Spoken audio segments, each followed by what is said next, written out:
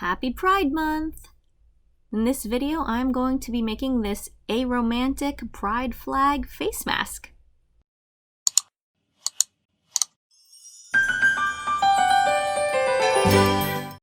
Alright, so as I said, I'm making a face mask in this video. I've made a few before, like this flower one. This is a more simple version of a mask that doesn't have stripes. The pattern I used that I sort of adjusted myself, sort of based it off of a bunch of other patterns and then adjusted it as I liked. It has this sort of lining pocket here that opens on both ends for space to put a filter in. So I often use just like a dust mask like this, or you can use one of the blue surgical masks that everyone's been using, or just other fabric, flannel, things like that, or, you know, official filters that people buy. And I usually also include a pocket for a nose wire. In this pink flower one that I made made little holes for you to access the pocket right from the back of the front there. But yeah, this is, like I said, this is a simple face mask. It's just two pieces of fabric that I sewed together at the middle, really, plus the lining, obviously. But in this video, what we're going to do is this Aromantic Pride face mask. It's a similar concept, the lining with the pockets on either end. In this one, instead of putting holes for the nose wire pocket, I just put the pocket on the inside and you can access them through the holes on the sides. I was like, you know, it's less work for really the same effect. You still get the pocket with the nose wire in it. So I just stuck a pipe cleaner in there. And this was an exciting project because this was the first time I've ever really tried to put stripes on anything. So that was entertaining to try to figure out. And this is the mask. You still have the adjustable cord on the sides. This is, I found, good for making masks fit well. Instead of putting these little elastics that go over your ears, I just have a thing where you can thread a cord through them. I'm using just a shoelace. Anyway, let's get into it. I start with my pattern. This looks so nice because I made my original pattern with lots of tracing and pencil marks, and then one of my coworkers was asking about it, so I sort of made a digitized version to email to him. But anyway, this is the little pattern that I made, and what I'm doing to try to make stripes is I separate it into 5 sections because I'm going to have 5 different colored stripes. And then I cut my pattern into those 5 strips, just like this. This is going to be what I end up making for my stripes. And just to help myself out, I then went ahead and sort of labeled them with what color each of them was going to go with. So we're going to start with just one color. I'm starting on the dark green end, and I'm just getting my fabric out of an old shirt that I used to wear that's a little too small for me now. So since I broke my pattern into segments, it's not really actually complete pattern. My pattern, as it is as a whole piece, has some bleed built in on the very edge. So this being an edge piece, you can kind of see this dotted line on the edge here where bleed goes. But when I'm going to be cutting the fabric, I'm going to want to include bleed on the other side as well. So when I cut, I'm going to want to make sure that I'm leaving extra fabric on that side because I'm going to need bleed fabric that I'm going to then be sewing onto the lighter green material. And I can't just cut it exactly because otherwise it's going to end up way too small. So I go ahead and I cut out my little pattern piece, leaving edge, like I said, where I want there to be more bleed, even though the pattern doesn't show that. And that's how I end up with this nice piece. You can see here it's pretty much matching the pattern, but there's extra bleed on the edge there. So moving on to my next strip, I'm going to do pretty much the same thing, except I have this lighter green shirt this time. This is a shirt I used to wear a lot in high school. It's pretty cringe. But anyway, this time, because I'm using a section of the pattern that I took from, that ended up being from the inner part, there's no built-in bleed on this at all. So I'm adding bleed to both sides of the pattern this time. And so you can see I end up with my pattern cut out, and I left space of bleed fabric on both ends of the pattern to be my where my stripes are going to attach together. And then basically I just go ahead and do the same thing on the white and the gray and the black materials, making sure, of course, to remember that the black material is the other end of the pattern, and therefore it does have a little bleed built into it, so I have to not leave 2 edges of bleed on that one. I need to trim the bleed side to the pattern and just have the bleed on the one side the same way that I do on the dark green edge on the other end of the masks. And there are all my little cut mask strips. And here is the part of the project where I remember that there are 2 halves to the front of the face mask. There is the left half and the right half, and I need to have 2 strips of each fabric color to make a complete face mask. So I'm going back and cutting out another strip of each kind, trying to make sure to mirror image it, because one half is the left half and one half is the right half. What ended up actually being a good thing for me, because I got all confused by this, was I had to redo it again at the end, I think. Turn the mask pattern over. That might make it a little bit easier. Or, you know, the smart thing to do would be when you are cutting it the first time around, make sure to cut both strips at the same time. Fold your fabric under itself, cut out 2 layers of fabric at once, and that will make everything much easier as opposed to what I did. So yeah, don't forget, learn from my mistakes, and make sure you're cutting 2 strips of fabric for this. So I have my mask strips, and basically what I'm going to do is I'm going to sew my stripes together first.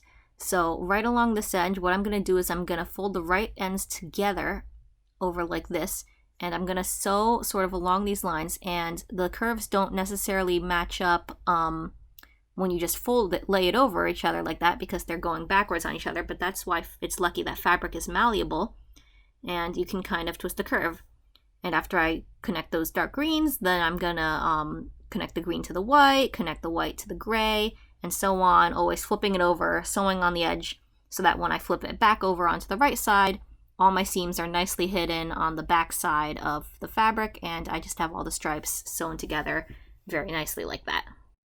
So here, of course, I'm just sewing away, just as I just described, sewing all my striped edges together until I get one fully connected piece of half of the front of the face mask that has all my little stripes on it.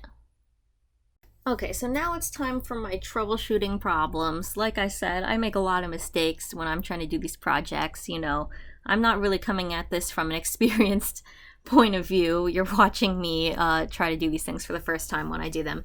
So after I sewed my second set of stripes together, I realized that they were forming a face mask piece a lot more cleanly than the first set I sewed together. And that's when I realized that the stripes I had cut out the first time around, they didn't really fit together very well. They were very mismatched puzzle pieces. So I undid everything. I tried out different combinations. I tried putting different edges together, starting from the far edge, starting from the curved edge, realized the problem was in the cutting. So what I do here is I line up all my pattern pieces again, try to figure out what they're supposed to look like, recut out all my stripes using the patterns sort of upside down, the way they're supposed to look. Like I said, just when you're doing it, if you want to save time, instead of being like me, you know, double check that what you're cutting out is actually facing the right direction. But after I did that, all the pieces really fit together a lot better, and I was able to sew them together and make actual good looking halves of masks. So there you go, I guess. So now that I finally have my 2 front halves of my mask, it is time to cut out my lining. But also what I want to do, just because they have all those ragged raw edges of where I sewed the stripes together, right? So what I actually am doing in this mask is I am adding another layer where I'm going to cut out a piece of gray fabric that is going to be a sort of backing for the front of the mask, and I'm going to sew it together to the front of the mask, and that way I'll have like my front piece is going to be all the stripes and then like a gray back, and that's my entire front half. So this is like an extra step, an extra layer of fabric. I mean, that can only be more protection, right? So what I'm doing here is I'm going to use the gray for the lining as well. So I'm actually cutting out 4 pieces of the gray fabric. Normally I'd be cutting out 2 pieces of this for my lining, just like I have 2 fronts, but I'm going to cut out 4 pieces, and one of them is going to be the size of the front, and it's going to go with the stripes and make my entire front, and the other 2 are going to be the size of my lining. So the lining is just a little bit shorter than the front piece. That's really all it is. So once I cut out my 2 pieces for going on the back of my stripes, you can see I separate out the other 2, and I go ahead and I cut them a little bit shorter according to my pattern for my lining, and that way I wind up with 4 pieces of fabric, 2 that are going to be on the backs of my stripes for my front pieces, and the other 2 are going to make up my lining. So here you can see how it's sort of going to go together. I've got my fabric thing, and the way I sew it is I flip them so that the right sides are together, and I'm going to sew them together so that then when I flip them inside out again, you can see it's going to be a nice line where you don't see all the hidden seams and raw edges. JK, that's what I thought I was going to do, but then I realized when I was about to do it that, what is the point of trying to hide all that shit when it's going to get attached to the lining anyway, and you're gonna have to re-hide it all over again? So actually what I decided to do was go ahead and just top stitch this together the way it's sort of supposed to look, and I just try to keep my stitching really close to the edge, because this is going to be combined with the lining in a second and flip inside out anyway, and just, you know, it seems like an extra step to hide all that stuff on the front when you're just about to sew it all over again.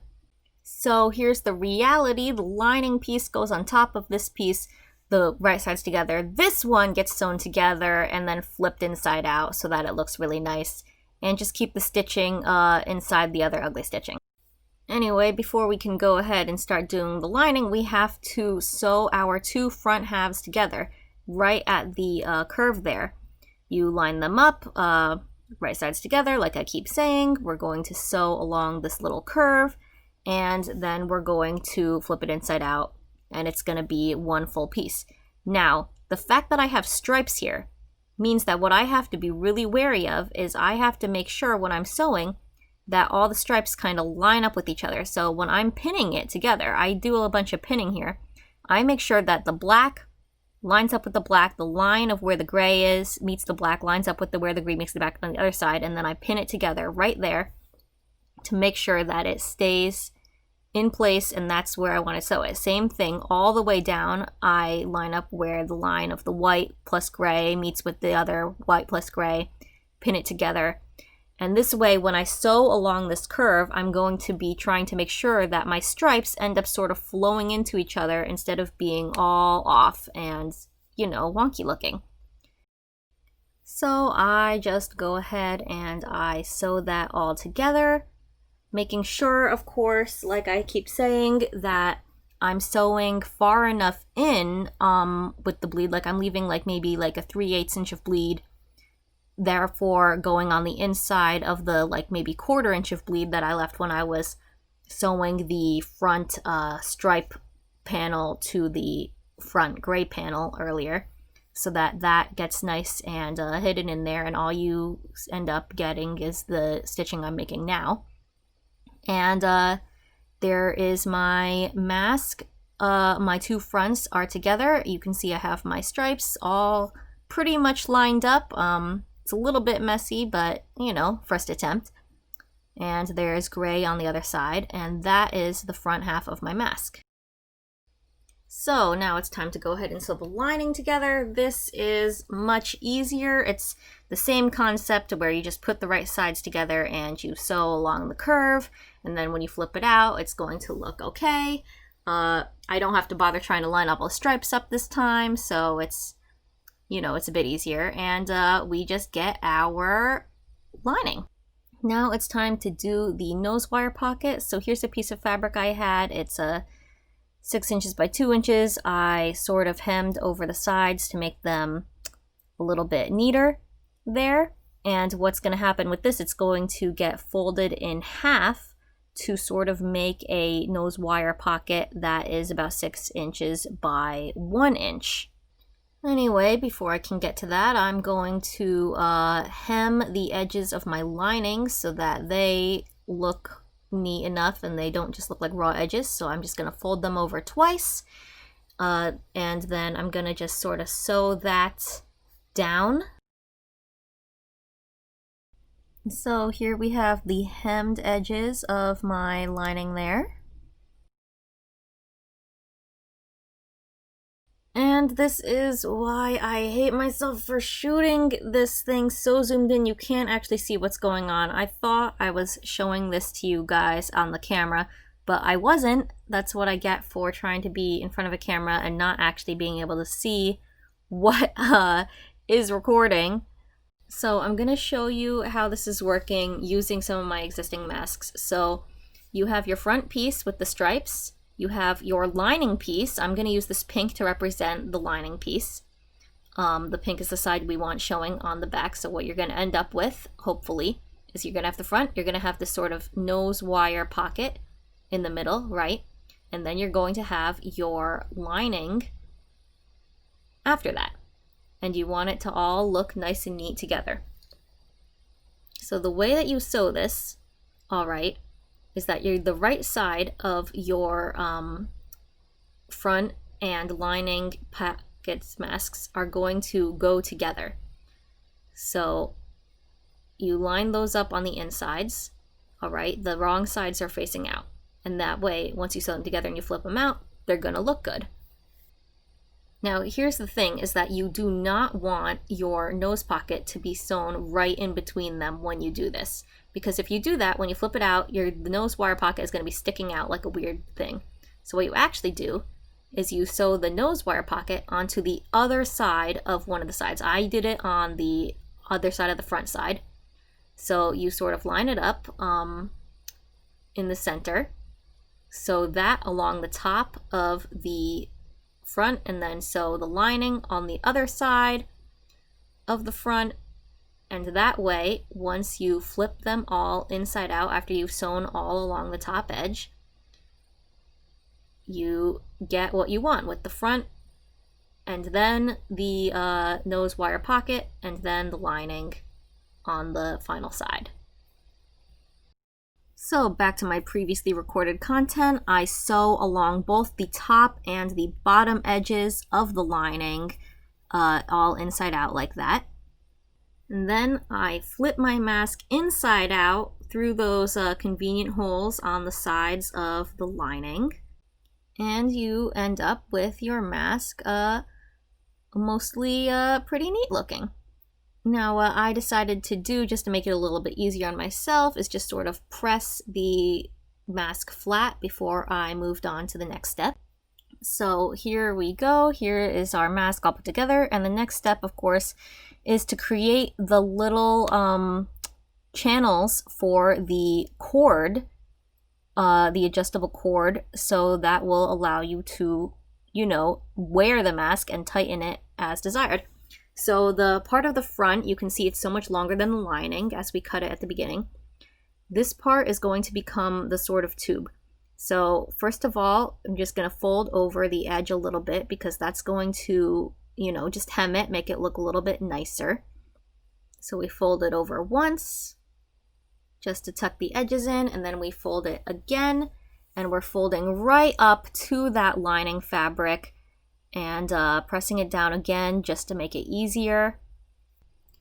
So basically what's going to happen is we're going to sew right along that edge there as close as we can get to the lining, leaving as much of the other space unsewn as possible because that is where the cord is going to go.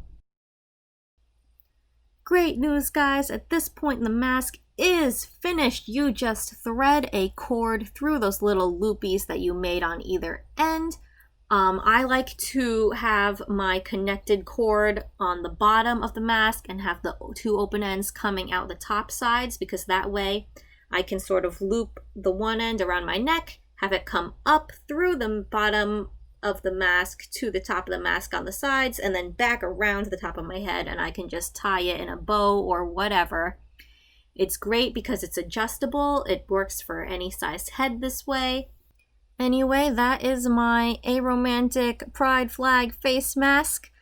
You can use this concept to make any kind of striped pattern for your masks. You can make, any pride flag you want, or any other striped kind of pattern.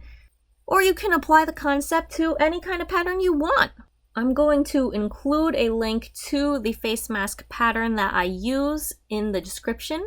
So please feel free to download that and utilize it. If you have any questions during the sewing process, please let me know. I know this video was not super tutorial, but if you have any questions during the sewing process, if you try this out, I will be happy to help you.